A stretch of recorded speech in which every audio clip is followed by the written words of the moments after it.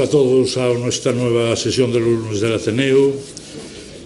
Como no podía ser menos, el Ateneo como foro de debate abierto a toda la sociedad compostelana realmente no podía obviar la preocupación que suscitan los problemas de la sanidad y que reiteradamente están apareciendo en los medios de comunicación.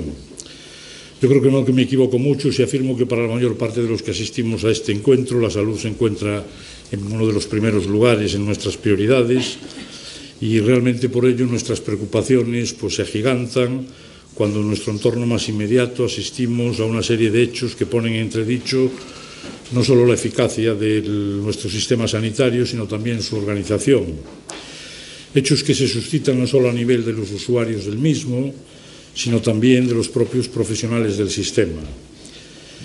Sabemos que España ocupa dentro de los países de la OCDE un puesto relevante en cuanto a indicadores de salud, pero quizás tiene unas zonas oscuras que todos queremos clarificar.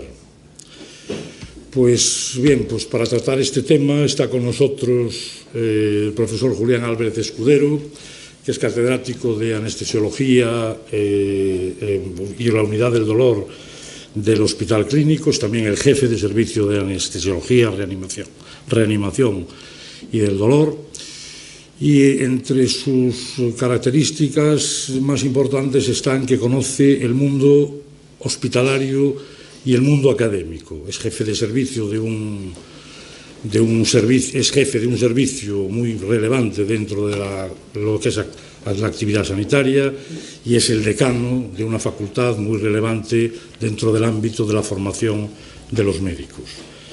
No les voy a abrumar con su extenso currículum vitae, en el que figuran multitud de trabajos y publicaciones en revistas científicas, dirección de tesis doctorales, como corresponde a todo investigador y a todo profesor universitario. Es presidente de varias sociedades científicas, fundamentalmente de reanimación y anestesiología, y es vocal del Consejo Nacional de Especialidades Médicas y académico numerario de la Real Academia de Medicina y Cirugía de Galicia. Se ha prestado gentilmente a hacernos partícipes de su también preocupación por la sanidad, por esa crisis que vamos a ver si es permanente, están interrogantes. Les puedo asegurar que es una persona que va de cara, que dice lo que piensa de forma honesta y clarísima, sin ninguna concesión. Para el Ateneo va a ser un lujo escucharlo y esperemos que nos clasifique estas zonas oscuras de las que hablamos. Muchas gracias. Gracias, Ramón.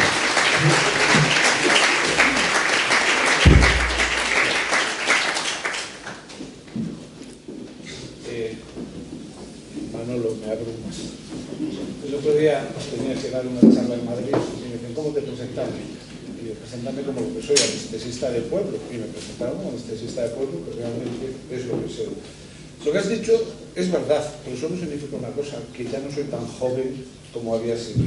No se preocupe porque no me oiga, porque no tengo nada que decir, o sea que no se preocupe. Vamos a ver si funciona hoy, maravilloso. Vamos a ver, yo sé que estoy aquí porque soy decano de la Facultad de Medicina, cosa sorprendente, al primero que está sorprendido soy yo, pero también estoy aquí por amistad de muchos años con Manolo López Rivadulla, que yo siempre te ponía Rivadulla y no me aparecías en el ordenador. El tema, pues es un tema que no es propiamente médico, no es propiamente anestésico, es un tema más social, más económico y bueno, a mí me pidió Manolo que hablara de este tema y con una osadía impropia de mis años le dije que sí y desde aquel mismo momento me estoy arrepintiendo. ¿Para qué nos vamos a engañar? Esto es un mensaje subliminal a Manolo, porque lo que dice el investigador es, mira Manolo, este eres tú. Y es en el año 2001. O sea, fíjate que ya publicamos. Esta revista tiene un factor de impacto de más de 5. O sea que si no la tienes en el currículum vete por ello.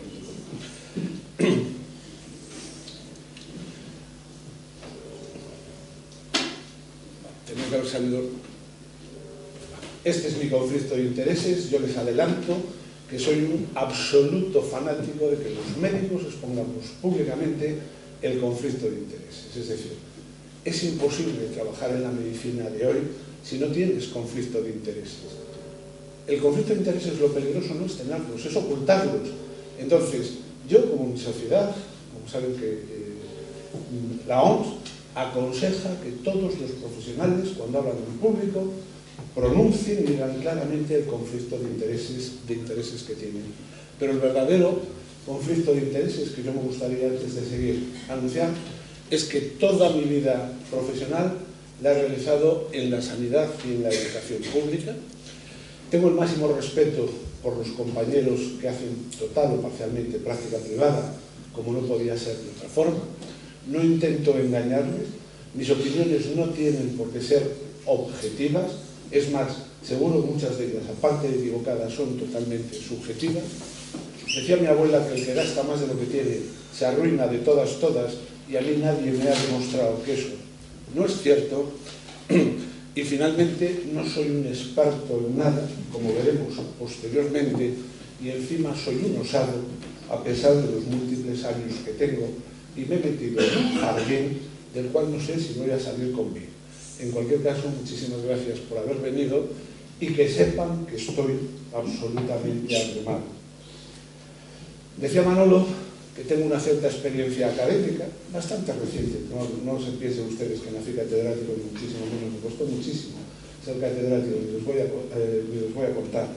Tengo una experiencia, una trayectoria sanitaria larga, porque llevo muchos años, desde el año 90 soy jefe de servicio del Hospital Clínico, y lo que voy a comentar van a ser impresiones, insisto, subjetivas, porque en la conferencia de decanos hablamos mucho de educación y de los problemas de las facultades de medicina, porque en el complejo hospitalario llevamos muchos años peleándonos con la asistencia, porque presido la sociedad científica, porque presido también la Comisión Nacional de la Especialidad, y como decía Manolo, soy miembro del Consejo de Especialidades Sanitarias, soy vocal del Consejo de Especialidades Sanitarias. No digo esto para alardear. Se llega a unas edades que lo único que se puede alardear es del número de veces que no te levantas por la noche al baño. Lo digo porque van a ser cosas que no dependen exclusivamente del ámbito sanitario, sino que van a ser un pupurri, a veces incluso difícil de digerir para mí. La primera pregunta que nos deberíamos hacer, y esto es la fachada del Ministerio de Sanidad, es ¿quién habla de crisis? Y cómo no, la crisis es un término absolutamente relativo. No tiene nada que ver la crisis de la sanidad para los 7.500 millones de habitantes que tiene la Tierra, en la cual un porcentaje terrible y trágico no tiene ningún tipo de asistencia sanitaria. Para este pequeño y diminuto mundo, el 0,3% de la población mundial en el que nos desarrollamos habitualmente, eso sí, con una pasión desaforada por compararnos con el resto de España y compararnos con Europa.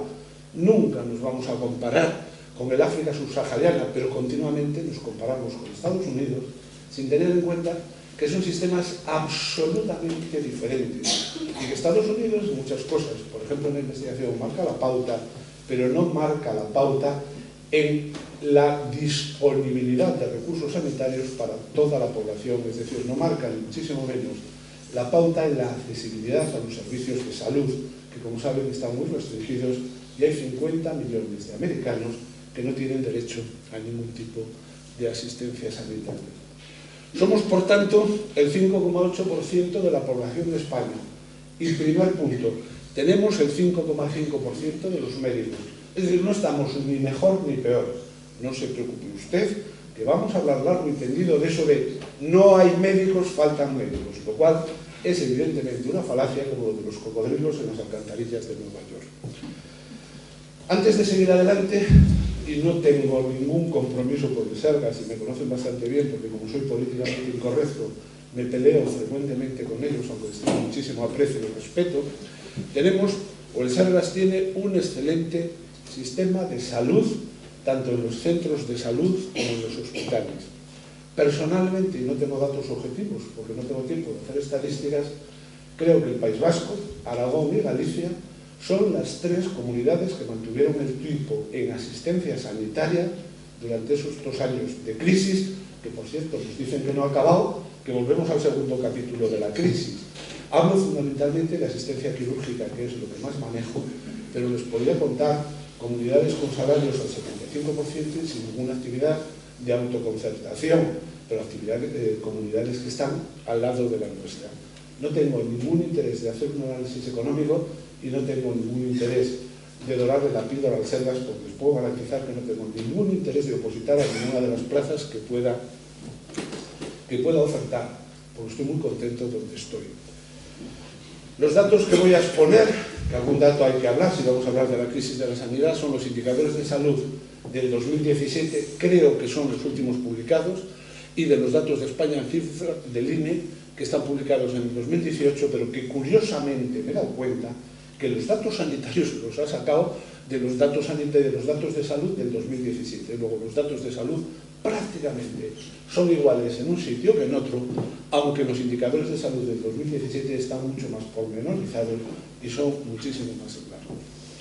Miren, decíamos que ¿quién habla de crisis? Este es el personal sanitario que teníamos en 2016. ¿Y por qué les hablo del 2016? Porque los datos de salud del 2017 y en la encuesta del Instituto Nacional de Estadística del 2018 son los últimos datos publicados. Tenemos 250.000 médicos en España y el crecimiento en los últimos 20 años ha sido lineal, sin ningún año de disminución del número de médicos. La percepción que tiene la población sobre su estado de salud es excelente. Fíjense que las mujeres y los hombres prácticamente cerca o por encima del 70% de los hombres y de las mujeres, con independencia de su edad, opinan que su estado de salud es bueno o muy bueno. Y tenemos un sistema sanitario con todas las limitaciones que ustedes quieran, que ha sido capaz de dar de alta en el sistema hospitalario a casi 5 millones de personas, es decir, al 10% de la población. Cada 5 años se opera todo españolito una vez. Y estos son datos del número de anestesias que se están haciendo en España. Es decir, el sistema sanitario estará en crisis, pero si es una crisis muy profunda, todavía no es una crisis que haya deteriorado sus estructuras fundamentales, aunque es evidente que tiene problemas, y si no, no me abrumarían ustedes aquí con su presencia sin ninguna duda. Tenemos una mortalidad infantil de las más bajas del mundo, por debajo de 3 por 1000. Es decir, una mortalidad infantil y que además sigue bajando y que, al contrario de lo que ha pasado en muchísimos países, no ha aumentado en los años de la crisis. Y la esperanza de vida de los españoles es de las más altas de Europa, o la más alta de Europa. Seguro que la próxima estadística ya no es la primera, será la segunda, pero con Japón somos los dos países que tenemos más esperanza de vida. Con estos datos nos podíamos plantear si la longevidad de los gallegos o de los españoles y de los japoneses se debe a un problema genético, no está Ángel Carracero para hablarnos del tema, o que tenemos también un sistema sanitario que ayuda. El sistema sanitario es un activo muy importante de la sociedad, que debía ser absolutamente independiente de los partidos políticos que nos gobiernan.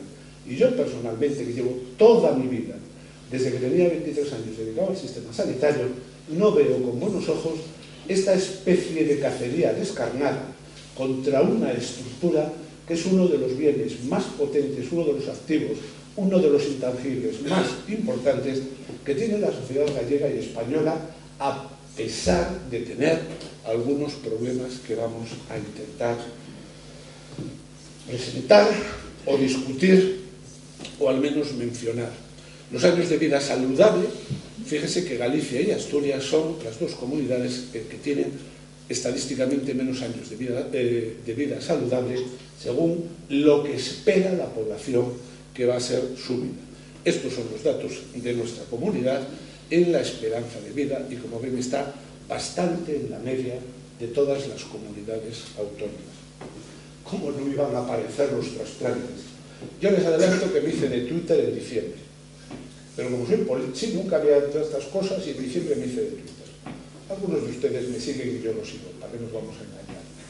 Y ha habido un debate entre médicos de la primaria, porque la ONT, la Organización Nacional de Trasplantes, acaba de publicar los datos de trasplantes en España y por 27 años seguidos somos el país del mundo que más donaciones y trasplantes hace por millón de habitantes. Ya sé que no ven nada, no se preocupen que yo tampoco, porque con la vista que tengo, pero estamos a punto de que Estados Unidos nos adelante, pero aún aguantamos posiblemente con las donaciones en las historias. Somos el país del mundo, somos el país que tiene más posibilidades de que un enfermo que necesite un órgano, este órgano se le pueda implantar de forma benéfica, es decir, sin que haya tráfico de órganos, que mi sorpresa es absoluta cuando me he enterado que eso también es una realidad que, como saben, la ONU y la Organización Mundial de la Salud están tratando el tema. Es decir, tenemos un sistema sanitario razonablemente potente y hasta ahora hemos tenido un sistema sanitario que podíamos financiar.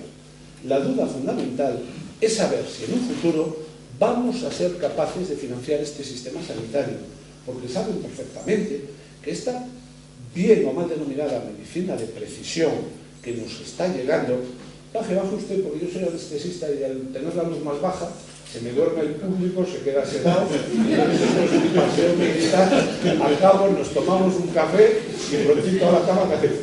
O sea, no la vayamos a liar.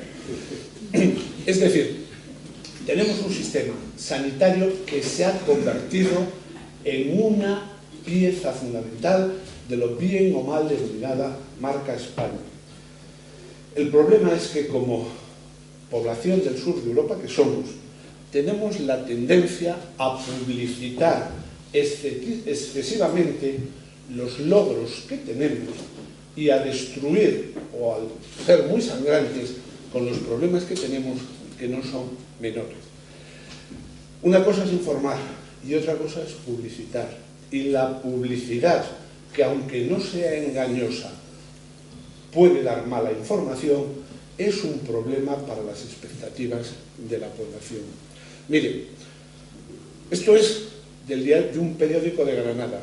Hallan un fármaco contra el cáncer y la metástasis de colon y mama. Como paciente oncológico de hace 10 años, ves esto e inmediatamente se te ponen los pelos como escarpias. Dices, ya estoy curado. Si has tenido la mala suerte de tener un cáncer y tienes metástasis, ya me han curado. Si ven la letra pequeña, y esto es del 2014, y de este fármaco todavía nadie ha sabido nada, dice que en algunos ratones parece que les funcionaba, que están buscando financiación para ver si funciona o no. ¿No está aquí Rafa López o algún oncólogo? ¿Saben ustedes algo de este tratamiento oncológico para las metástasis que han descubierto en el 2014 en Granada? Es decir, esto es una noticia engañosa. Yo estoy seguro que el periodista o los periodistas lo hicieron con la mejor voluntad, que no era una fake news, que realmente lo que pretendían era animar a los pacientes oncológicos. Pues en mi pueblo diríamos que le han hecho un hijo de madera, porque si piensas que te van a curar las metástasis en el 2014 y en el 2019 no ha aparecido el tratamiento, menudo problema estamos. Por lo tanto, ojo, que la crisis de la sanidad, que es real, que tenemos problemas, a veces está inducida por falsas expectativas. Porque realmente el problema, y es una auténtica trampa, las falsas expectativas. Muchos de ustedes ya me han oído mencionar esto.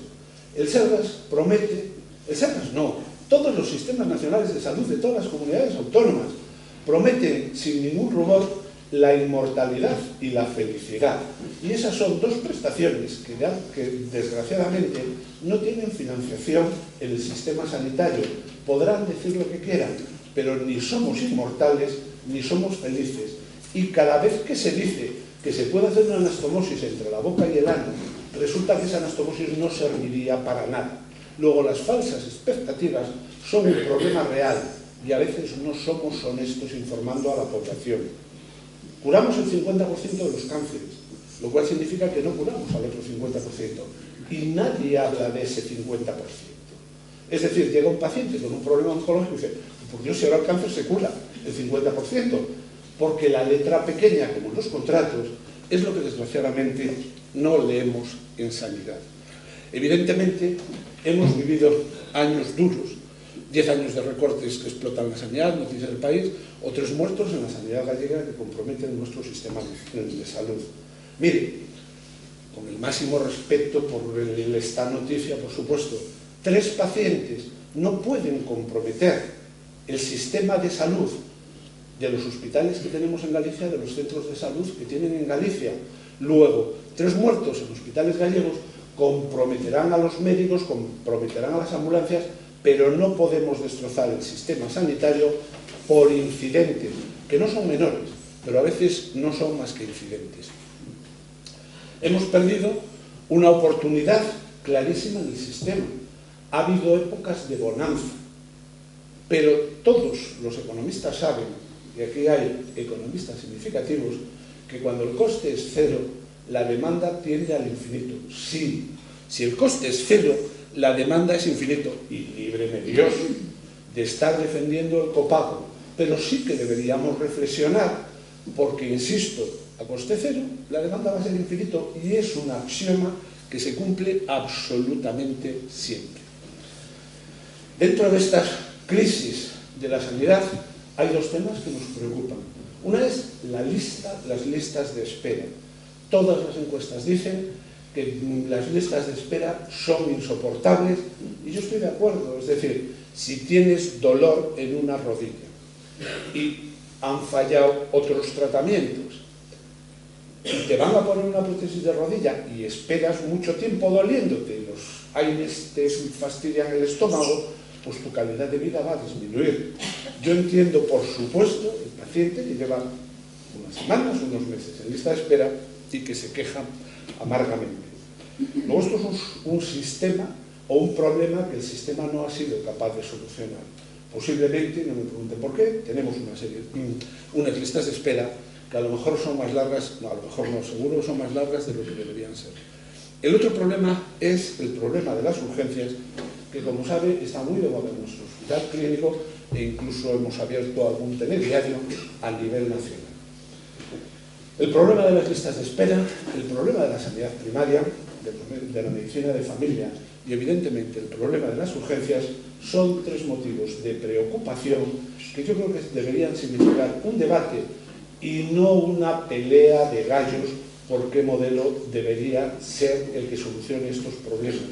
Porque si no somos capaces de encontrar consensos en educación y en sanidad, no vamos a ser capaces de convertirnos en una sociedad madura nunca.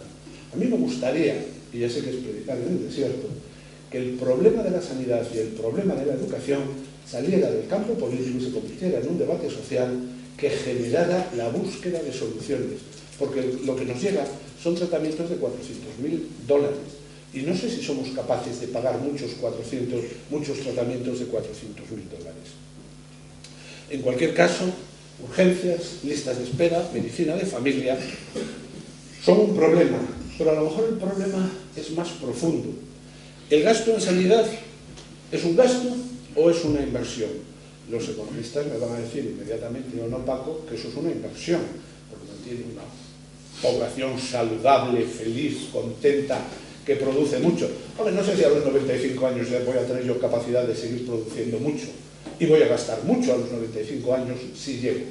En cualquier caso, posiblemente sea verdad. El gasto en sanidad no es un gasto, es una inversión, porque la sociedad la necesita. Hacemos un pequeño repaso por cómo está el gasto en sanidad en comunidades autónomas. Mire, nosotros somos 1, 2, 3, 4, 5, 6, 7, somos el 8º, estamos en el medio, somos de esta clase media, ni muy ricos ni muy pobres, pero vamos aguantando. Pero mire, esto es datos del 2017, la inversión ordenada por lo que invertimos, lo que invierte cada comunidad autónoma en euros por habitante. El País Vasco 1.600 y pico, Andalucía 1.100. En porcentaje de los presupuestos, si se fijan, Navarra, que era la tercera, resulta que es la que el porcentaje de gasto en sanidad es menor. Asturias, sin embargo, es la que más porcentaje invierte, y creo que es la tercera en gasto por habitante. Aquí tenemos a Galicia, pero fíjense, Andalucía, que era la que menos euros invertía, no es la que menos porcentaje invierte. En cambio, otras comunidades invierten claramente menos porcentaje de sus presupuestos. Esto es insoportable. Este sistema va a hacer que quiebre el modelo. No podemos tener estas diferencias. Con una Navarra que es la comunidad número 17 en el porcentaje de su presupuesto que invierte en sanidad, y es la tercera que más euros invertía en el 2017, y en el 2019 es la primera, porque ha superado ya al País Vasco. Ustedes saben la diferencia de 400 euros por habitante, lo que significa en sanidad. Una locura. Este sí es un motivo de crisis.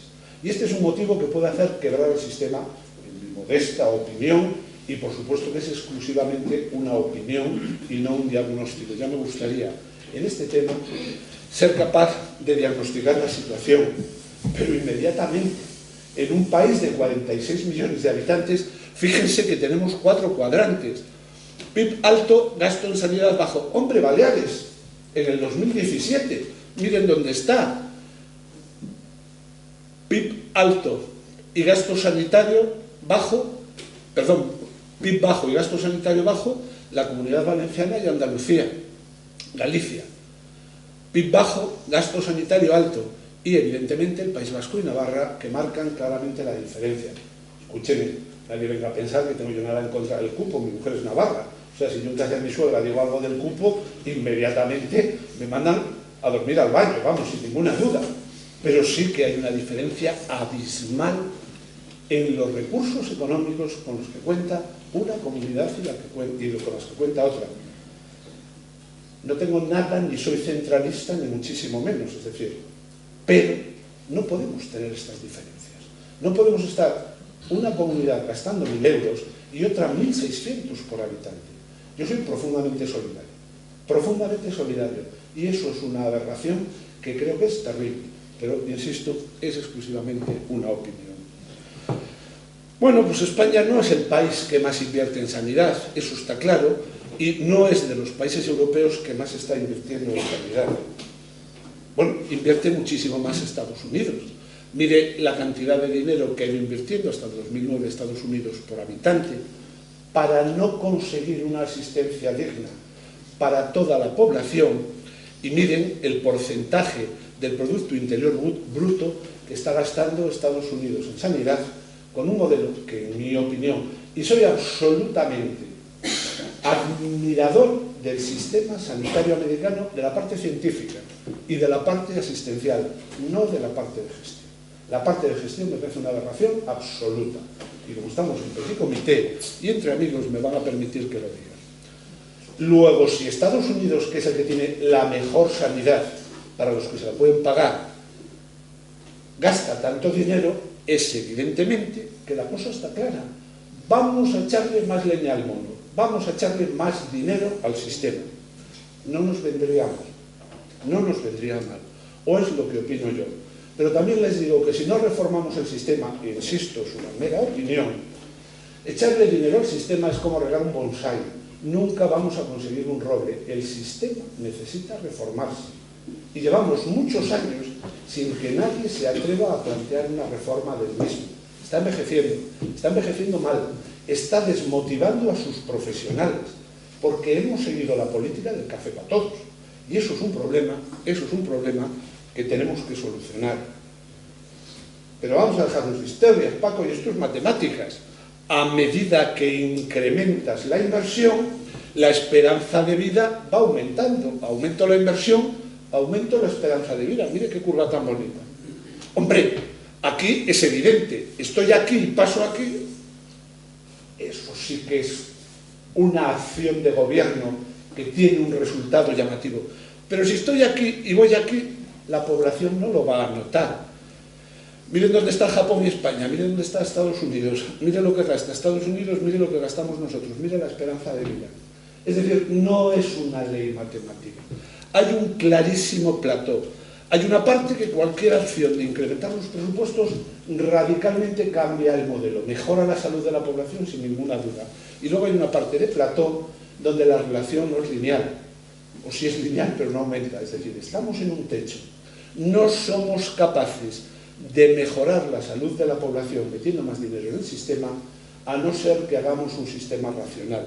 Si Estados Unidos cambiara su sistema con este presupuesto, posiblemente estaría aquí. Pero no ha cambiado el sistema y miren, perdón por la expresión, qué perralleiros están y los problemas sanitarios de salud pública que están teniendo.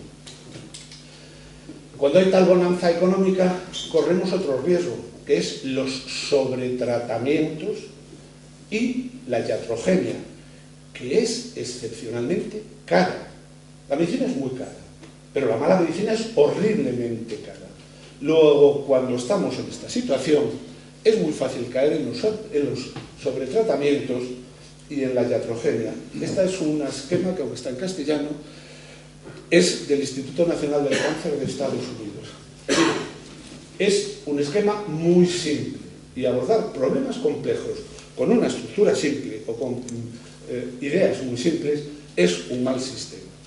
Pero si tenemos tumores que crecen muy rápidamente y tumores que crecen muy lentamente, si diagnosticamos todos y tratamos agresivamente a estos tumores que no van a comprometer al paciente, es un esquema muy simple, insisto, del Instituto Nacional del Cáncer, vamos a aumentar la iatrogenia, vamos a gastar mucho dinero en estos tratamientos sin que mejore la salud de la población. Luego, ojo, no todo se soluciona con dinero, ni muchísimo menos. Pero vuelvo a que si yo aumento el presupuesto, voy a aumentar la esperanza de vida de la población y los años de vida sanos. Bueno, yo no soy estadístico y casi no sé nada de estadística, pero fíjese que el R es de 0,23, o sea, no me fastidien que haya una relación tan buena. Esto es inversión de dinero público. Pero si vemos la inversión de dinero privado, resulta que, sí, no, pero no hagan caso, que ahora voy a criticar este esquema. Con un R de 0,01 se publicó una auténtica locura que decía que la inversión pública mejoraba la salud y la esperanza de vida de la población y la inversión privada en salud disminuía eso. Eso es una absoluta imbecilidad. Es decir, no tiene ni pies ni cabeza con un R de 0,21 decir que la inversión en dinero público con los países que habían estudiado empeoraba la salud de la población, sencillamente porque no es cierto. Que yo trabaje en la medicina pública y en la sanidad y en la enseñanza pública no significa que desprecie en absoluto la sanidad privada ni la educación privada. Es decir, esto no se sostiene. Y antes de que alguien me lo pregunte, no tiene ninguna base científica para poder hacer esta afirmación, que hace algún tiempo fue muy popular. Ahora, si queremos volver al modelo americano, el Nexium creo que es esomeprazol. Miren el precio del esomeprazol en los Países Bajos, en Inglaterra, en España o en Estados Unidos. Miren el precio de un escáner. Miren el precio de una revascularización coronaria. Miren el precio de una apendicitis. ¿Ustedes creen que un trabajador de Detroit gana muchísimo más que un trabajador de Vigo trabajando en la Citroën? 70 y tantos mil euros por un bypass coronario frente a 13.000 que nos costaría en España. Luego, algo falla cuando solo se hace aumento del gasto sanitario y no se modifica el sistema. Pero tenemos muchos más motivos que nos pueden llevar a hablar de crisis. Todos estamos convencidos que tenemos una red hospitalaria magnífica. ¿O alguno duda que tenemos una red magnífica? Seguro que no. Y además tienen razón, la red es magnífica. Sin embargo, tenemos un sistema con una enorme variabilidad. Volvamos al mundo de los trasplantes. Es nuestra bandera de enganche en sanidad. Yo soy de España y ahí trasplantamos, bueno, miren, en España hay 44 hospitales que trasplantan y 165 que hacen extracciones. Todos los hospitales españoles, ¿no? Casi 200 hospitales son prácticamente el 100% de la red, ¿o no? En España hay casi 799 hospitales acreditados para prestar asistencia sanitaria, datos del Ministerio, de diversas categorías.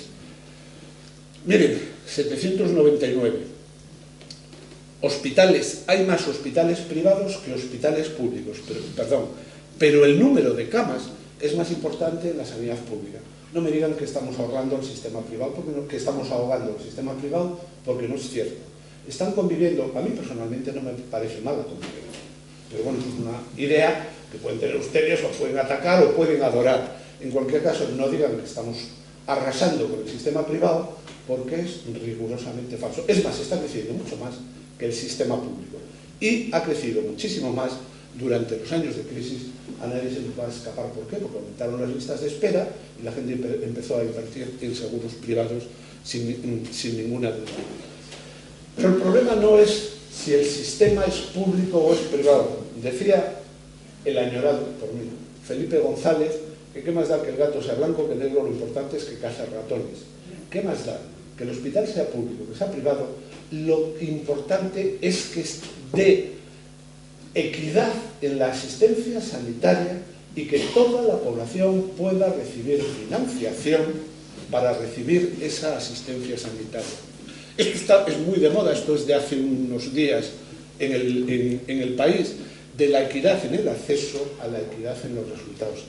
Y este es el segundo problema que, en mi opinión, puede hacer quebrar al sistema. Uno es la desigualdad. No somos iguales, y lo siento mucho por la Constitución. Es distinto el que nace en Tudela que el que nace en Betanzos, punto. Y no digamos el que nace en Vitoria. Es decir, hay una desigualdad manifiesta. Ya sé que también es distinto a Marruecos y que también somos distintos a Marsella y posiblemente distintos a Nueva York, pero tenemos una desigualdad evidente. Por cierto, no sé si se han dado cuenta que soy absolutamente incorrecto desde el punto de vista político. Pero el otro problema es que el sistema no valora resultados. Hombre, ya sé que valora la mortalidad a los 28 días. Por cierto, ¿saben que la sepsis a los 90 días la mortalidad es el doble de la que era a los 28 días? Si se nos llena la boca hablando de mortalidad en la sepsis, hablo del adulto, no de los niños. El niño se recoja. Es decir, no valoramos los resultados. Al no valorar los resultados, y los resultados no es mortalidad ni estancia hospitalaria, es resultados. Ustedes saben que hay intervenciones quirúrgicas que no disminuyen el consumo de analgésicos al año. Luego, ¿para qué narices has operado a ese enfermo si sigue dependiendo de los analgésicos? Todos ustedes conocen lo que está pasando en Estados Unidos con la epidemia de opioides, que dicen que está matando más gente al año que la guerra de Vietnam. Por cierto, dicen que estos consumidores legales de opioides son los que han llevado a Trump a la presidencia de Estados Unidos. Oiga, lo que pasa en Estados Unidos pasa en España. En España estamos teniendo ya un problema de adicciones a opioides legales. Pero aquí no soy anestesista, ¿cómo voy a estar en contra de los opioides? Pero los opioides se están utilizando mal, porque estamos generando unas adicciones que no se habían generado en la historia.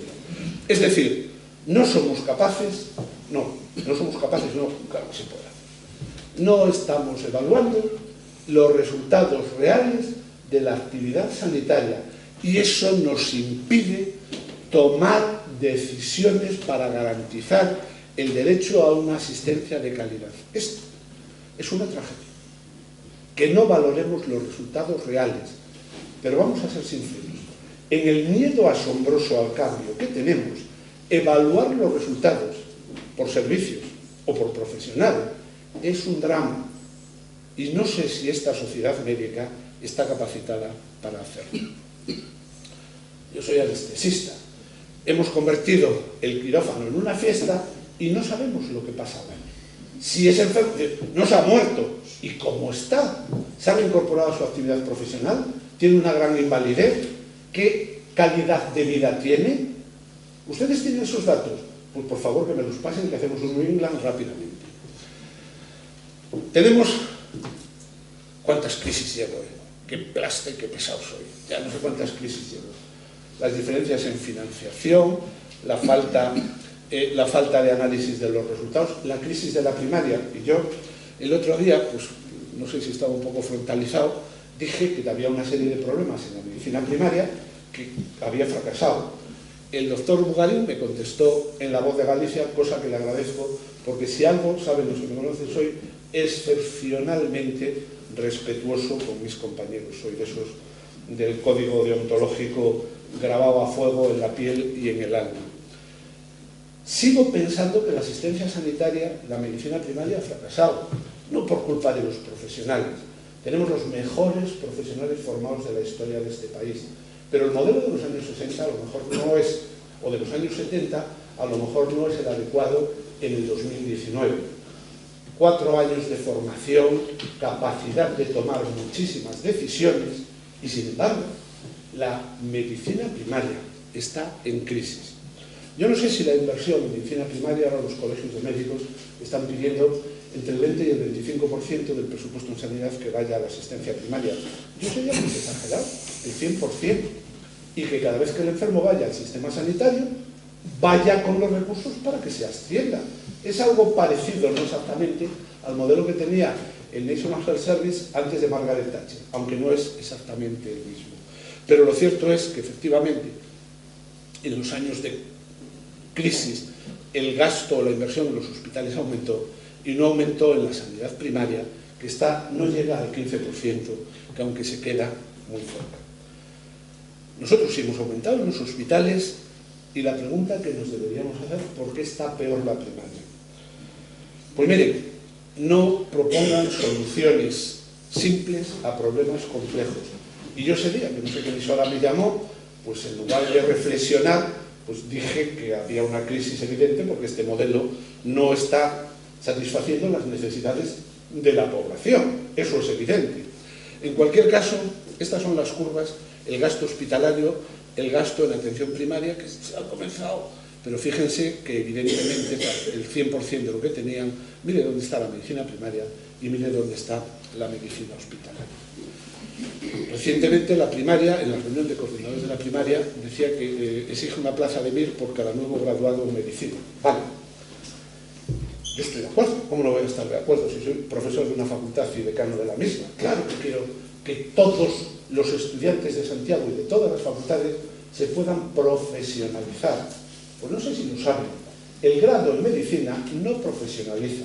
Si ustedes tienen un hijo o un nieto que se presentó al MIR el sábado y no aprueba, no les puede recetar una aspirina. Somos la única profesión, que yo sepa, que el grado, al salir de la universidad, educación no profesionaliza. A los licenciados sí, a los graduados no. Profesionaliza la especialidad, con muy poquitas excepciones. La medicina primaria tiene problemas, pero es la especialidad más numerosa, muchísima capacidad de votar. Tiene una enorme representación en los órganos de gobierno, gerentes de Galicia, gerentes de España. ¿Cuántos son de medicina primaria? Consejeros de sanidad. ¿Cuántos son? Ministerio de Sanidad. ¿Cuántos profesionales hay tomando decisiones en el Ministerio de Sanidad? La ministra, el director general de Ordenación Sanitaria, porque estuve el viernes con él.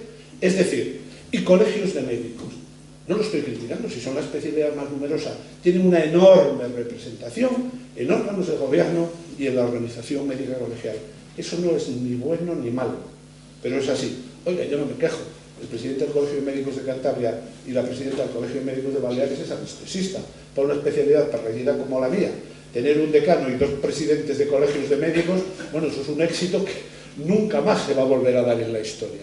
En cualquier caso, tiene una enorme repercusión todas las decisiones. Este que ven aquí es el vicepresidente, es uno de los vicepresidentes de la Organización Médica Colegial. El otro es Tomás Cobo, que es anestesista.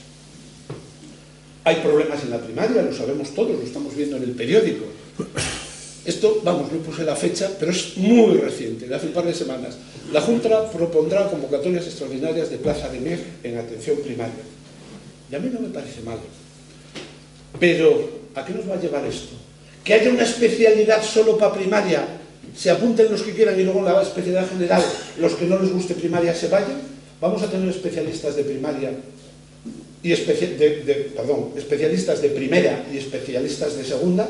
Porque si hago un gueto con un MIR solo para una especialidad, eso canta. Es lo mismo que el otro día me criticaban a mí, que llevo año y medio de decano, que no hay profesores titulares ni catedráticos en medicina de familia. Es verdad. Perdón, hay una en Zaragoza, acaba de sacar la plaza. ¿Cuántos hay acreditados? ¿Qué quieren? ¿Que tengamos profesores de primera o profesores de segunda? Ya sé que soy políticamente incorrecto. Ya sé que posiblemente un centro de salud no sea el sitio para hacer un currículum investigador fastuoso, que en este momento es lo que está valorando la ANECA. La ANECA, para los que no sean del oficio, es una especie de agencia tenebrosa que debe estar en medio sumida. Yo, como las cuevas de Zugarramurdi, me imagino que debe ser la Coquemán. Y es una cosa allí de brujas y de brujos escondidos, pero solo valoran las publicaciones. No hay carrera docente. Y Maite, que bien lo sabe, no hay carrera asistencial. O sea, el cirujano que haya operado 5.000 esófagos con una mortalidad ridícula, la ANECA no se lo va a valorar. Luego, ojo a dónde nos estamos metiendo. Pero hasta ahora había un modelo igual para todas las especialidades para llegar a la universidad. Yo para ser catedrático no me pidieron menos ni más que al profesor Caizo. Me pidieron lo mismo. Luego a mí no me gustaría ser catedrático por una puerta falsa que los anestesistas, como sois medio tontos y los halogenados interfieren con las sinapsis neuronales, te vamos a hacer un MIR pequeñito y te vamos a hacer una cátedra pequeñita para ti, porque yo en una cátedra pequeñita no quepo. Yo necesito una cátedra normal o incluso dilatada. Es decir, ojo, no pidamos cosas que sea peor el remedio que la enfermedad. Es una especialidad médica y debe seguir siendo una especialidad médica. Trocear las especialidades médicas con un MIR para cirugía, Manolo, un MIR para cirugía vascular, pues no nos parecería bien a nadie. Yo desde luego no quiero un MIR especial para anestesia. Por cierto, faltan anestesistas y yo no quiero un MIR para anestesia. La realidad es que en estos problemas estamos perdidos y ya estoy acabando, me queda poco. Miren, yo no tengo ninguna capacidad para proponer un modelo. El otro día en estos foros la primaria decía que el modelo gallego de OXIS, de áreas integradas de gestión, que les quitaba autonomía a la primaria. Yo soy de los que creo que la primaria debe estar en absoluta conexión con la medicina de familia, con la medicina interna. No sé si me alegro por la desaparición de la troncalidad, pero lo que a mí sí me molesta es que, y yo soy uno de los responsables que anestesia estuviera en el tronco médico, creo que los problemas de la medicina extra e intrahospitalaria debían descansar de forma muy importante en la medicina interna. Por ejemplo, el 98% de las urgencias son médicas, solo el 2% son quirúrgicas. El hospital tiene que ser quirúrgico e intervencionista. La urgencia tiene que ser, sin ninguna duda, médica. Yo soy de los que creo que la medicina primaria y la medicina interna debían ser hermanos gemelos, porque son internistas, porque en España hay ginecólogos en los centros de salud y hay pediatras. Luego lo que hace un médico de familia es medicina interna extrahospitalaria. Pero eso es una opinión muy criticable. Por cierto, todos ustedes saben que vivimos en el mundo feliz. Todas las especialidades están perfectamente definidas, trabajamos transversalmente, nos preocupa el bienestar del enfermo.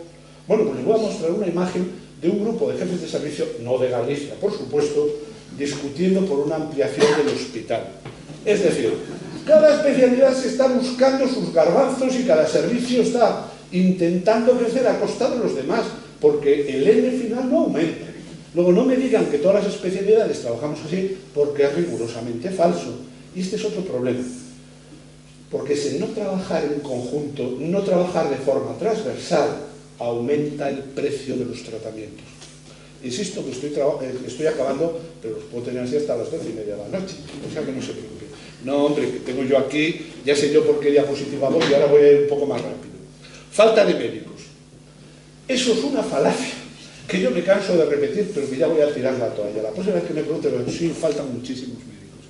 Miren, faltan tantos médicos que las comunidades, por cierto, dependientes del gobierno, por cierto, dependientes de Europa, que han dicho que los médicos sin especialidad no pueden trabajar, se han dedicado a contratar médicos sin especialidad, lo cual el que hace la ley no puede hacer la trampa, al menos si lo hace que lo haga con disimulo, que no lo haga públicamente. Oiga, pero el mismo día, o casi el mismo día que aparecía esto en el país, el ABC, que no sé si saben que es de un sesgo político distinto, dice 2.500 médicos en el limbo. 27 de diciembre del 2018, en el MIR de este año hay 15.475 aspirantes a plaza de residente de medicina, 6.800 plazas. Oiga, ¿y qué vamos a hacer con los demás? Pues miren, más de 8.000 médicos que quedarán sin especializarse. Faltan especialistas en algunas especialidades concretas, en algunos puntos asistenciales concretos y en algunos meses concretos. Porque claro, si el sistema quiere tener un cirujano vascular, y veo ya a Manolo Martínez, que opere aneurismas de aorta torácica, ahora es todo endovascular, pero me da lo mismo, Manolo, el mes de julio y agosto, y que los otros 10 meses esté en la leira cuidando las gallinas, pues me parece que yo no me voy a operar en julio y en agosto. Es decir, es estúpido pretender tener profesionales bien formados para que te cubran las vacaciones en San Xenxo. Eso no tiene ni pies ni cabeza. Y ese es el modelo que parece ser que quiere todas las estructuras sanitarias. Y si no lo quieren, no les molestaría tenerlo. Es decir, no estamos sacando plazas de médicos especialistas. En la última reunión del Consejo de julio de este año, muchas especialidades pidieron que no se convocase plazas, porque no se colocaban los especialistas, y en otras no hay especialistas. Pero el problema es que eso no es una decisión del Ministerio, es una decisión de recursos humanos, que sabe que en recursos humanos está también la Hacienda, están las comunidades autónomas, y ¿a qué gerente le voy a quitar el residente de anestesia? O el de trauma, o el de cirugía. Pues si se van a organizar bueno, imagínense la que van a armar. Luego nos han modificado, y hay especialidades que no colocan ni al 20% de los especialistas que acaban.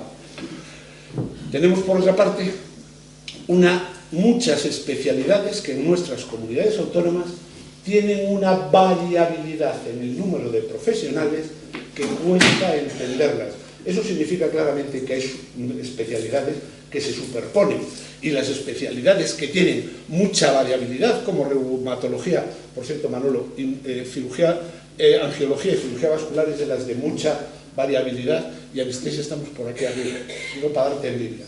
Eso significa que esas especialidades hacen sus funciones, porque evidentemente, si no, aquí estarían todas las varices sin operar, y resulta que las varices están operadas. Luego alguien hace ese trabajo, pero la variabilidad es manifiesta.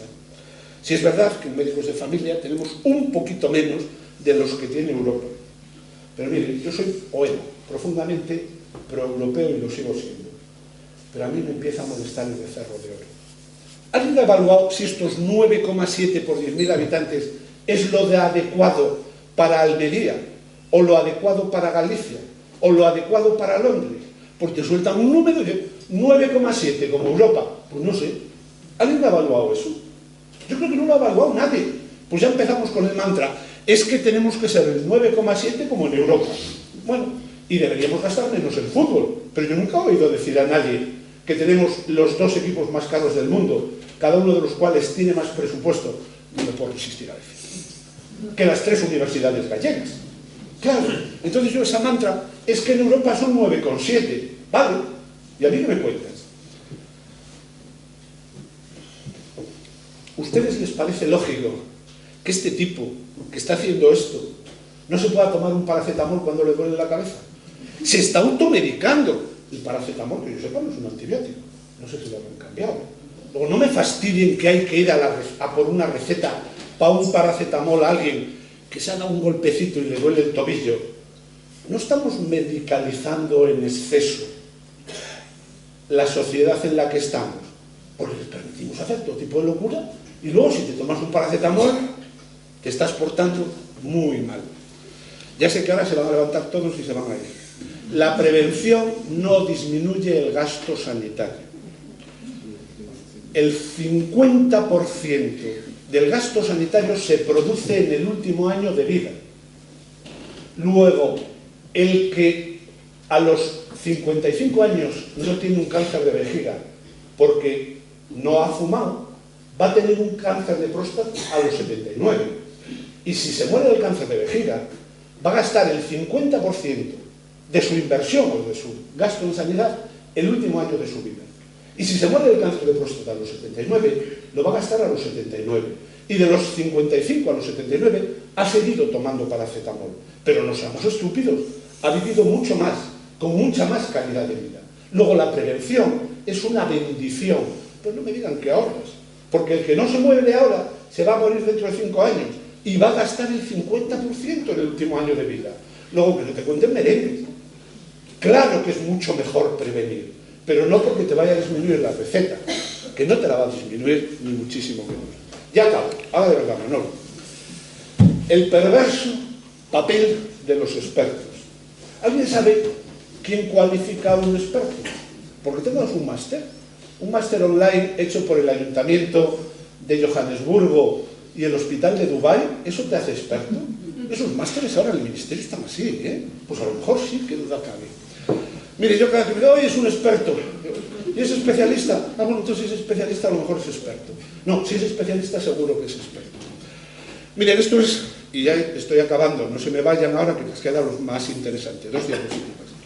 Este es David Sackett, Es un experto en adherencia a los tratamientos y publicó este documento estremecedor, 2 columnas, en el British Medical Journal, y les cuento el impacto que tiene, en el 2000.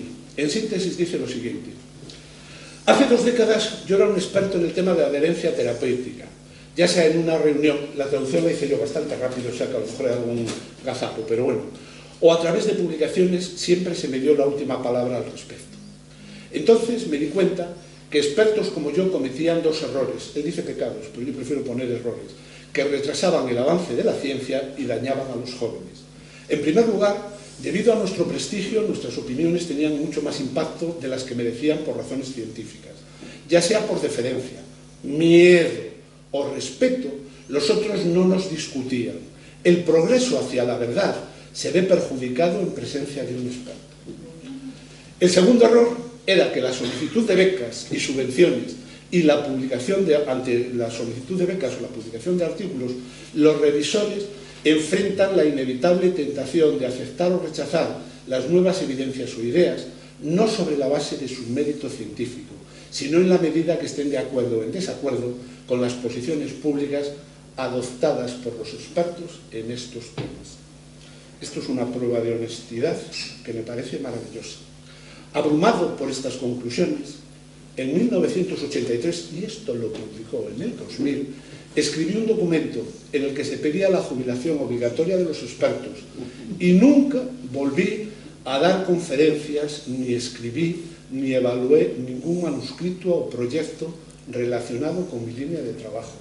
Es de una crueldad y una clarividencia espantosa. Pero todos conocen a Chesterton. 2 diapositivas y ya absolutamente irónicas. Feo, sentimental, admirador del pasado, feligrés de la tradición, peleón, polemista, físicamente como yo, bueno, en el pelo no mucho.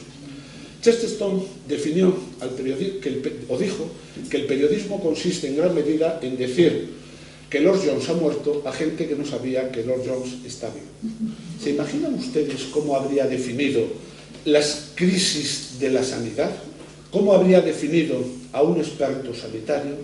En cualquier caso, espero, Manolo, y te pido disculpas, no haberme pasado demasiado. Hace años yo sí era un experto en anestesia cardiovascular y en cuidados intensivos cardiovasculares. Ahora, no se preocupe, que ya no me tengo que jubilar porque ya no soy ni experto en eso. Pero sí estoy seguro que la economía y la inversión es muy importante, pero no es la única solución a la crisis de la sanidad que estamos viviendo y que espero que no tengamos que sufrir. En cualquier caso, muchísimas gracias por haberme aguantado.